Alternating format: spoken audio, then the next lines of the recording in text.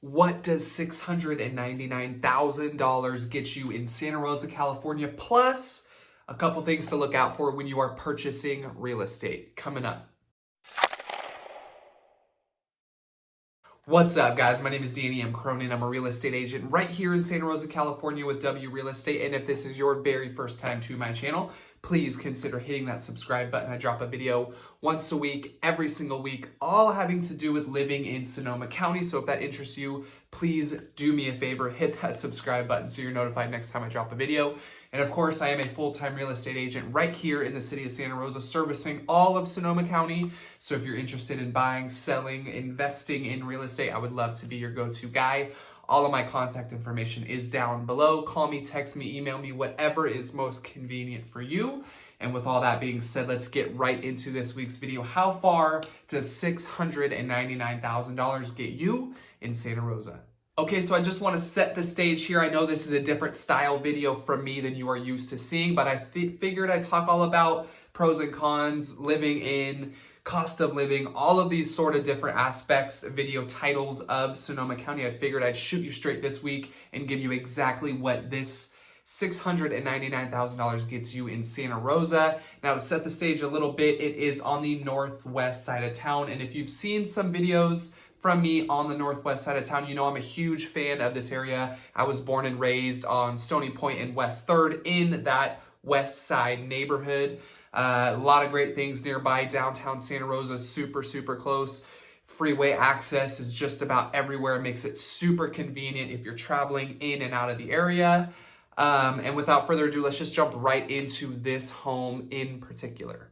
So this is a 3-bedroom, 2-bath house. Square footage is 1,548. And that is just about typical for this side of Santa Rosa. Now, a couple of tips I mentioned in the beginning of the video I'm going to be giving you as we're kind of looking through this home. I'm going to point out certain things to you that should be of concern. Now, the very first thing that we're buying, when it comes to first-time buyers, maybe say people are not as used to purchasing real estate, the number one thing you absolutely have to love is the neighborhood. These are things we can't change, right? We can change the home's inside. We can change the home's exterior. We can change our interest rates. We can do all sorts of things, but at the end of the day, you have to love the neighborhood because we cannot change it. Now, I said in the beginning of this video, one of my favorite parts of towns is Northwest for several different reasons. Downtown access is about 10 minutes away. Freeway access is everywhere, makes it super convenient to get in and out of the neighborhood. The school districts nearby, awesome. Definitely do your own research when it comes to school districts. But for me, this is home. This is home sweet home. And jumping into this home in particular, I did like the size of this house. This is pretty normal for this side of town. Again, 3-bed, 2-bath, 1,548 square feet.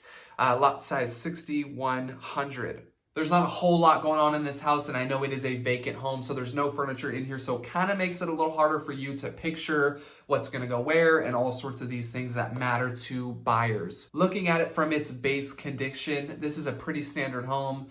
You're going to see some things inside that you may or may not want to upgrade, but again, the lot size, where this home is situated, all good things here. Heading out into the backyard now, good size backyard. I love that they have a small little deck right here. And one thing to consider when you're purchasing a home that does have a deck, if you do go to get a pest inspection done and they start looking at the deck, just know right off the bat that whole deck is probably gonna have to be replaced. This is standard for decks. Again, insects love decks for whatever reason. These things rot away after a few years. I have plenty of people in my database that do specialize in building decks specifically. So deck in the backyard, good size here. We have a little shed in the corner, nice little grassy area here to our right. On the left side, I did notice it is kind of, I think they were trying to go for like maybe an RV parking situation here. Not quite sure if an RV will fit back there just by looking at it. I do not believe so. Heading upstairs now. One of my favorite parts about this house is the staircase isn't super narrow and steep. It actually feels like a normal staircase to me. A lot of times you walk in these older houses and everything just feels kind of small and tight. So going up here, we're gonna see a skylight, which is an awesome feature, and you can kind of see from just this B-roll video here I shot, the sun is already shining through, so that's awesome. Some natural light in the stairway is always a good thing. Heading up here now, you're gonna see a bedroom on the right.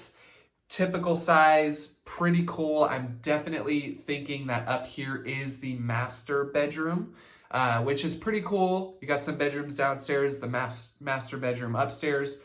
Pretty typical, again, for this side of town, and an awesome layout for me. So the first level of this home, you're gonna see hardwood floors on the ground. You're gonna see a nice open living / dining room area, and then a small little room here to our left of the front door, right of the front door, excuse me. And this, again, pretty typical for this area. I really do like this floor plan. I believe the most important thing to me, I know when my wife and I bought our house, is we wanted to have an area that was open on the bottom level. We wanted to have a big kitchen, a big dining room area. So I think those are definitely the two most important things, at least for me. Obviously, these things may vary for you, maybe a backyard, upstairs, pool, these sort of things are important to you. But when I'm looking at this house, this has the ideal layout for me.